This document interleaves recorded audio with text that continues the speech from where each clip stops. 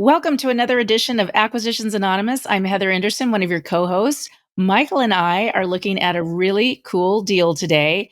Slight valuation issue. You'll see it right away, I think, but something that you would be proud to own. And we would actually like to buy it, but just slight discount on the asking price. So stay tuned and take a look. Thank you. Today's sponsor is Employer Flexible. And what Employer Flexible does is really function as a fractional HR department for your company or business. I've used them numerous times in putting together my companies. I've used them when I bought companies. I've used them when I started from scratch. And basically, when you're moving quickly or when you don't want to spend the time putting together your own HR department, benefits, all that kind of stuff, and you want to get the scale of being part of a larger group, you can reach out to Employer Flexible. And what Employer Flexible does is give you that buying power as if you're part of a bigger group and all that kind of stuff. And for me, I love working with them for numerous reasons. One is I know the owners and a lot of the staff, and they've always treated me super good. And then the second thing is I hate HR. Like I don't enjoy it at all. And this way I can know it gets done right. I get the benefits of having a big, fully staffed HR department and the flexibility of having a vendor like Employer Flexible being there as a partner throughout my journey and making sure that everybody I work with is happy, taken care of, and we can focus on what really matters in our business, which is take care of our customers. So you can find their contact details, locations of their various offices, as well as more details on how they will help your business by going to employerflexible.com. And again, that's employerflexible.com. And thanks to them for sponsoring today's episode. Michael, how are you today? Good. I want to talk about our worm farm venture. So do I. I mean, that is exciting. Where are we on that? I don't know. Our point person for the worm farm decided not to jump to the recording today. So we need to get Mills. We need to get Mills on this, but he's like the busiest one of all of us. So I don't know if it's like, it was going to work, but we're in suspense. So, okay. So 2 things about the worm farm. So for those of you just tuning in today, we've had a hugely popular episode on our on buying a worm farm in Northern California. As of this morning, 100,000 people on Twitter have interacted or viewed our post about the worm farm episode, which is enormous. But number 2, I think, Heather, I think it would be some really good content if we actually bought one of these businesses. That's where I'm leaning towards. I think we need to go in together, be the board of directors for this thing. We could hire a general manager, CEO of the business, have them come in. I think it'd be really good. As Bill and I call it, really good radio, like quote unquote radio, like good entertainment. I would be so excited for like every aspect of it for our listeners and for us. I mean, it's a really cool, interesting company. We're excited about it. We just need to get the financials. I think now we're sort of commiserating with some of our listeners about how hard that can be sometimes, just to get a package. Call us back. Come on. Well, okay. And to be clear, I'm advocating for it. We either do the worm farm or something like the worm farm, like the pizza boat. Okay.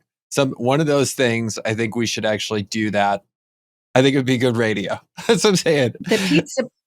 I have an inside story on the pizza boat. Someone in my contacts is a neighbor of the guy that owns the hotel in front of the pizza boat.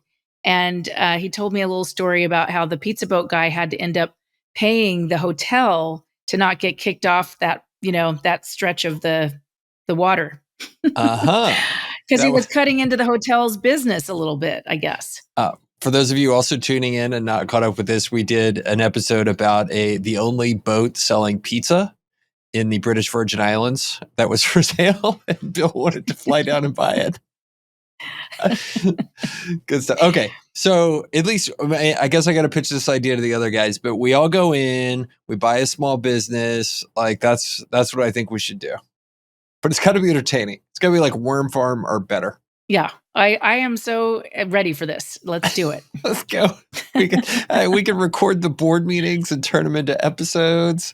We could use it for the CEO search. Like I think there's so many interesting things we could do with this whole thing. Yeah. We could raise money. We could even do something a little bit bigger. We could raise money from the listeners because people want to invest in the Worm Farm. They do, actually. Yeah. Honestly, I think this could be very, very interesting for a lot of people. Okay. All right. So, good news is I have a deal for today, and there's no way we're buying it. But I think it'll be entertaining. Oh, We've already decided that? Okay, go Well, on. wait till you see it. It came from a listener, so I think it'll be good. Okay, so I'll go ahead and read it if that's all right with you. All right. Okay, Yes. so it is a new business listing.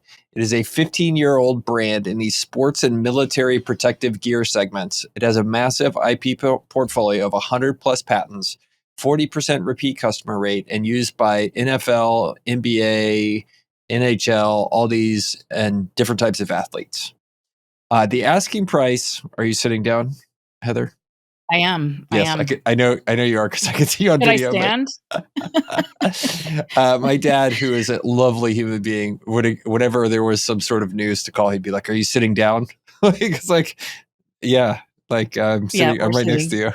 to you. So, anyway, okay, the asking price since you're sitting down is $300 million.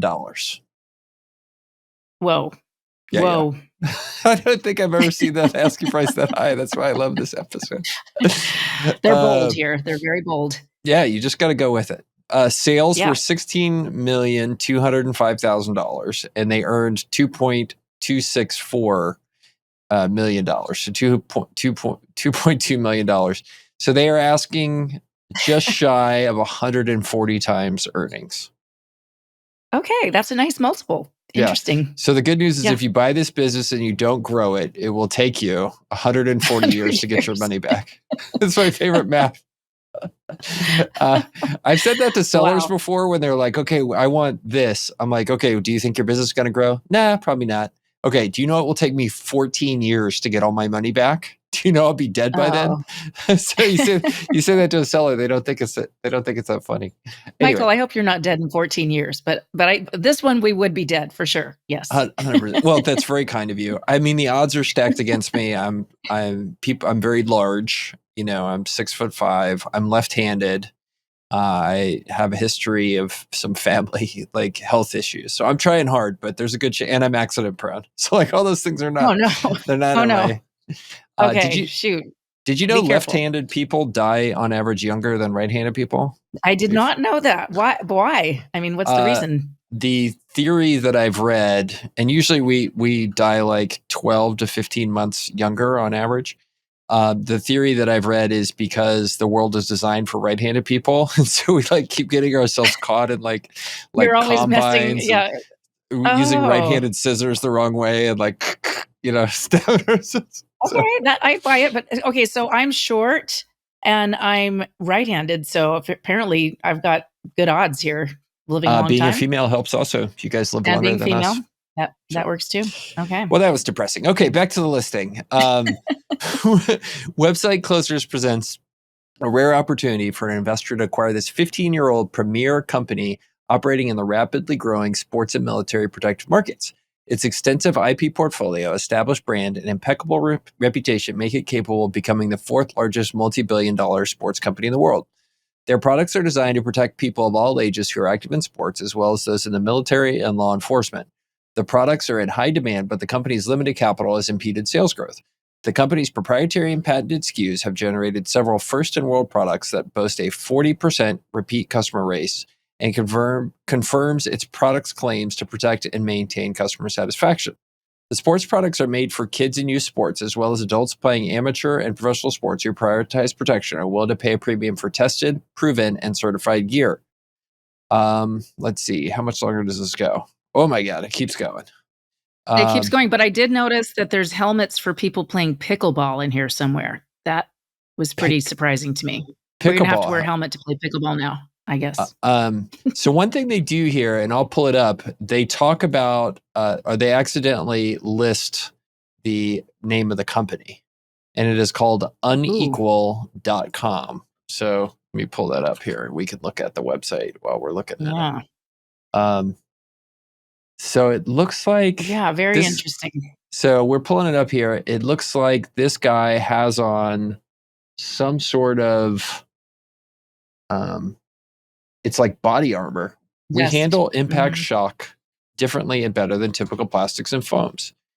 They use battlefield armor and cutting edge materials like Kevlar, Acceleron, and Triter to disperse impact away from the head and body. With over 100 patents, some of the finest military and police units trusted every day.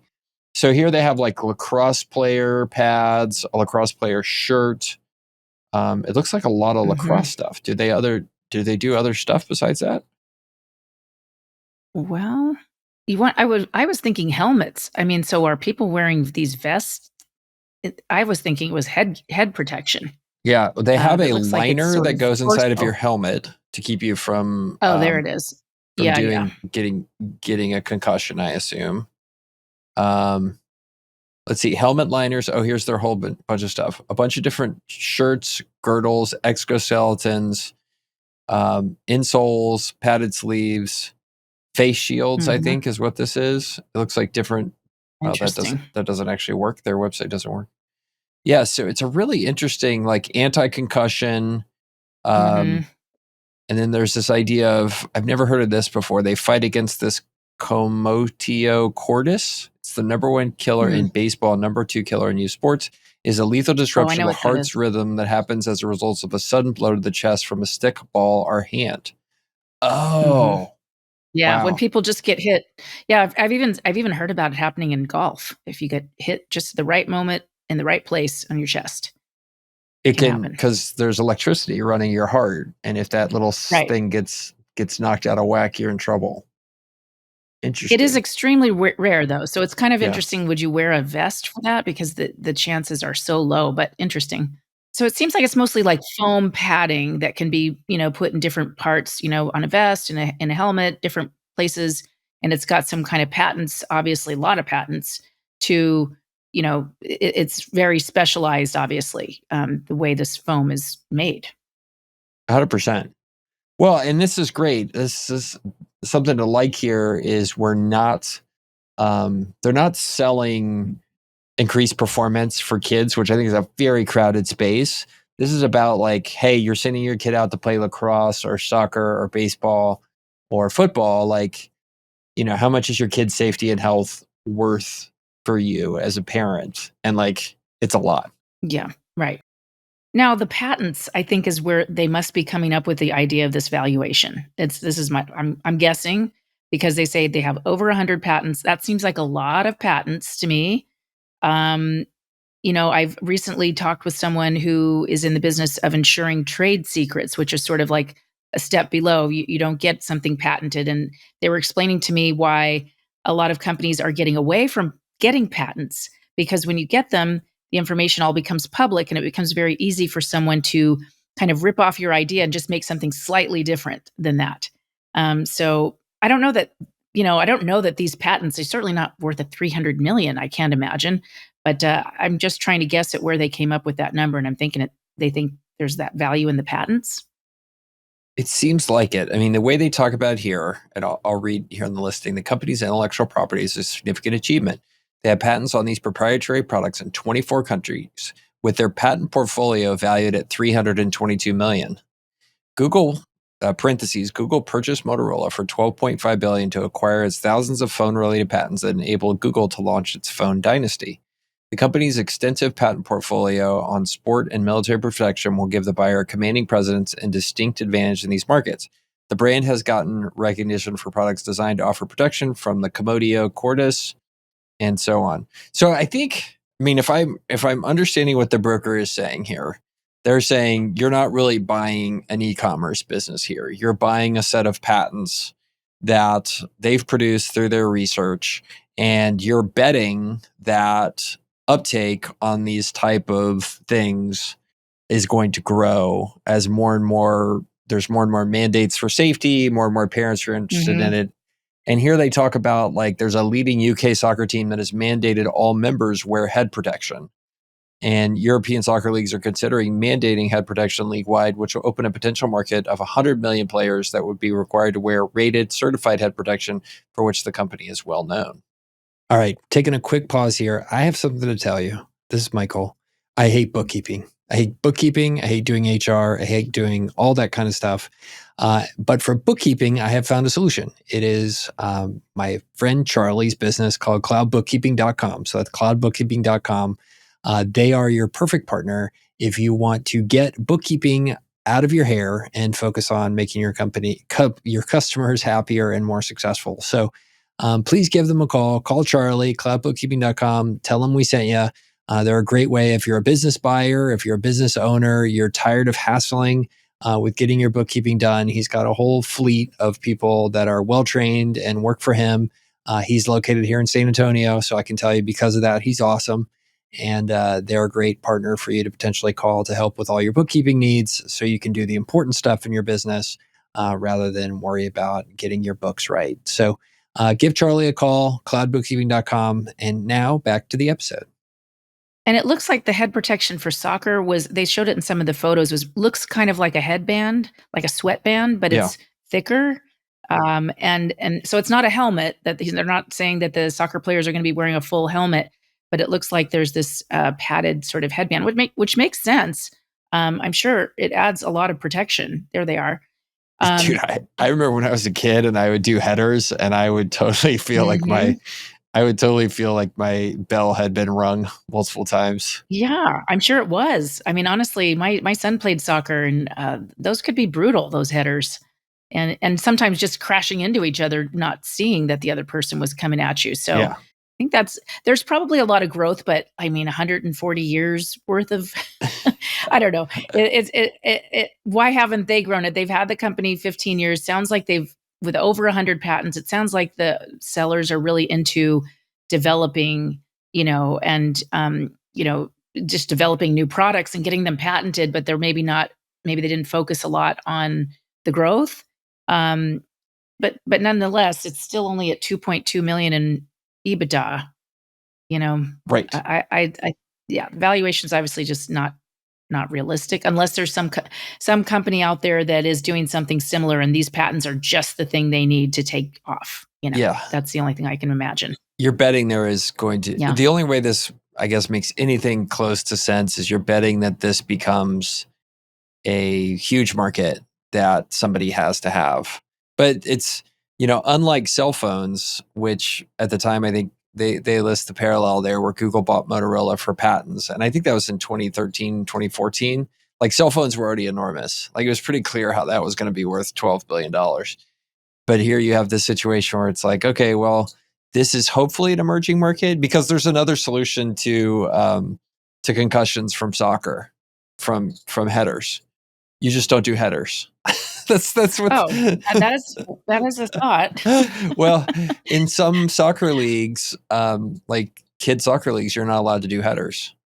I think that makes sense, to be honest. It is kind of a strange, it's soccer. It's all about the feet, and all of a sudden they're crashing heads. Now, I'm going back to my earlier comment. Couldn't someone else develop similar, padding? Is there something so special that this is the only padding that anybody would buy? This is what's going to be adopted across all these markets, or couldn't someone else develop something? Yeah. Making these patents not that worthwhile. I mean, it is just padding. I don't know. I'm not an expert here, but I feel like someone else could come along and make something pretty similar. Yeah. Well, For less than 300 million is my point. 100%. There is this question of, as you would look at this business, your due diligence would have a heck of a lot of visibility into what the patent portfolio actually looks like. And I think that's what they're saying the whole thing. They're saying the whole thing is, this is a highly defensible patent portfolio. And that is the fundamental bet you would be making here, right? Like, can you, A, is this going to be a big market in the future? And then B, like what happens when you try to go defend against competitors using your patent portfolio? And I think those are the two big questions. And I think one, yeah, you could imagine that this becomes a multi-billion-dollar industry if, as given the trajectory of how we're going on protecting kids and investing to do that. The patent portfolio is a big question mark to me and something you would have to go dig into to understand. Yeah, and I mean, it's almost like, it's defensible, right? So someone is going to copy it, right? If this market takes off, you're going to have lawsuits. I don't know. That's just a lot of gambles here, a lot of them. Can we talk about the other red flag?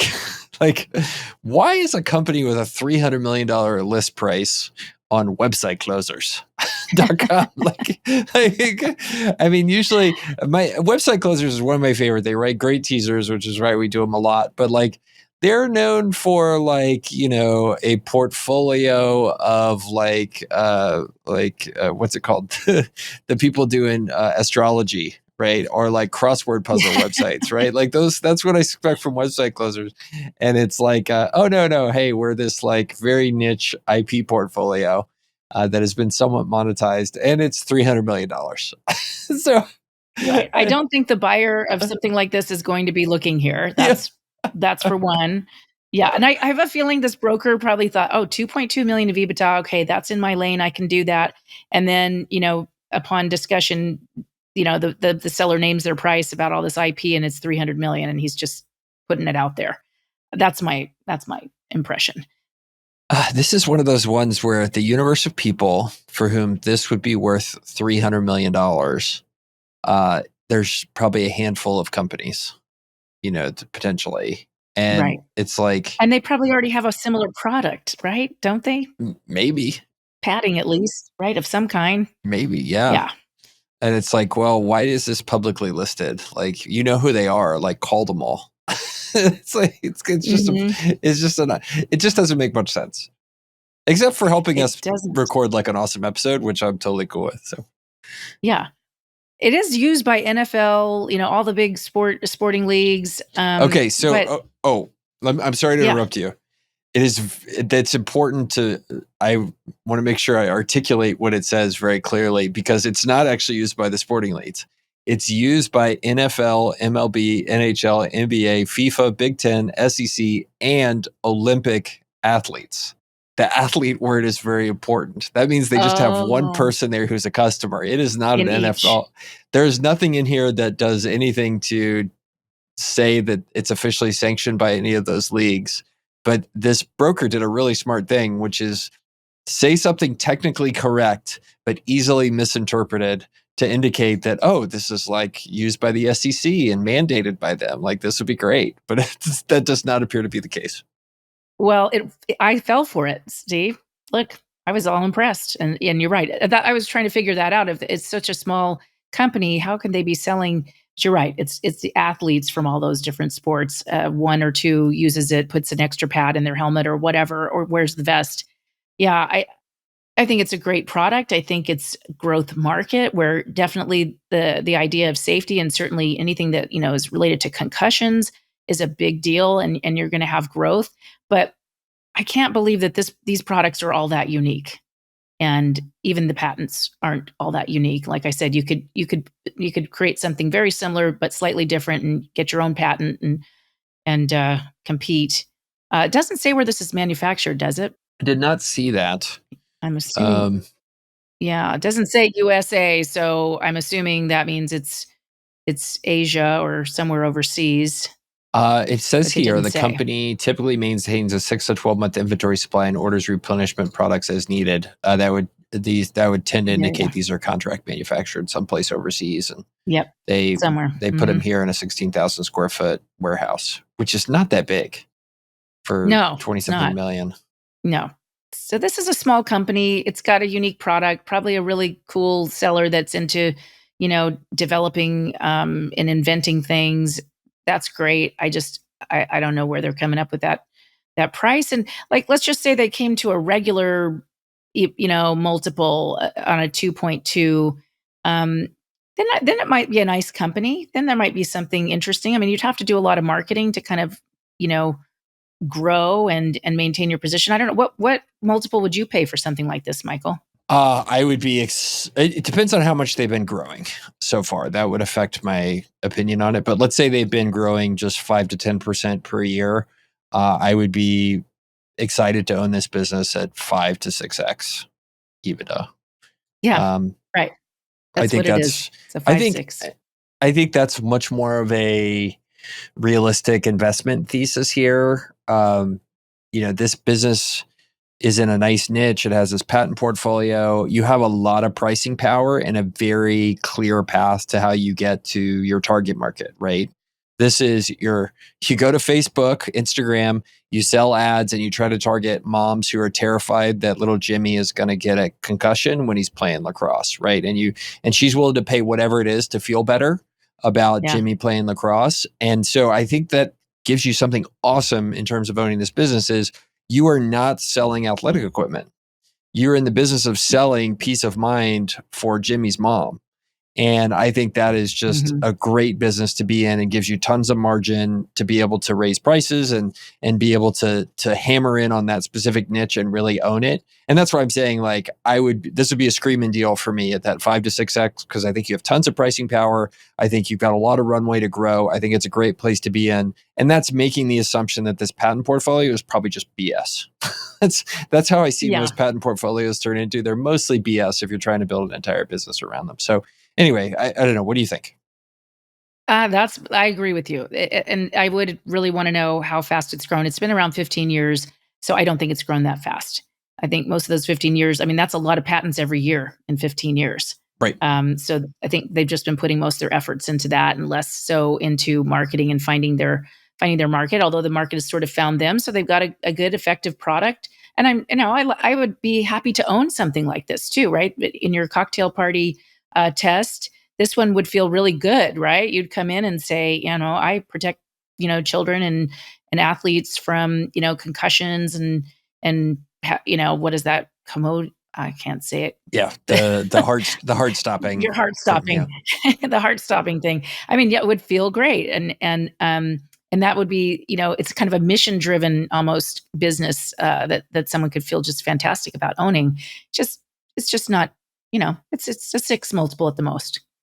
That's where it feels like a great deal and something to own. And then there's for me, there's a big asterisk. If this patent portfolio is real, and you assume the market's going to keep growing, I could see it being that kind of, worth it as a strategic purchase to another buyer. But as an individual investor, like it just doesn't make, that's too big of a bet to make. And as a non-strategic, so let's say Under Armour or Nike comes in and tries to buy something like this, they have a huge distribution advantage they can leverage. They can try to explore that niche. But, I don't know. Usually those guys are pretty smart. Usually by now they've already looked at something like this and figured out it's not worth anywhere near $300 million or it's not strategic to them at all. And that's not a space they want to be in. So anyway, that's why it kind of doesn't make sense to me in terms of the story of how they got to this place. Right. Because you're buying it in addition to your helmet. You're not, you're not buying it with your helmet. I don't know. It is someone that goes, like, I agree with you. You're going out of your way to have peace of mind and feel like you've done everything you can to protect either your child or yourself, which is great. Didn't talk much about the military side of it. Now you're looking at that. Yeah, it's kind of hidden in their website. I don't know how big of a business it is for them. They only have 3, which Ballistic. is kind of a lightweight body shield, some sort of plasticky thing, and then a thing that like fits on their some sort of helmety type thing that fits under a baseball cap. It's like an under baseball cap helmet. That's pretty cool. Yeah. That's pretty cool. I could probably use that when I'm around my teenagers. So, Well, that would be that's a growth market potentially, but selling to law enforcement is also usually a very long sales cycle that's and awful. kind of requires an insider. Yeah. It's awful. Those are not easy. Yeah. All right. Well, look, I think it sounds like we would love to own this business as an e-commerce business, not as a $300 million venture play on an IP portfolio. Right. And if something were to change where they come down by, say, $285 million on their price, we'd be interested in. It might be a good deal. We could do this and the worm farm. I think we'd be We could do interested. both. Ooh. One-time sales, I think I would get much more excited about this. But this is something I wouldn't even really even start talking to somebody when they have this kind of, it's clear they're looking for a buyer who's not me. That's totally fine. If they can get it, they can get it. Yep. No SBA loans on this one. I'm sorry. Super good. All right. All right. Hey, let us know what you think about this episode. Leave us a review. We actually read the comments on YouTube, so leave a comment there. Just let us know what you think. Cool. All right. See you, everybody.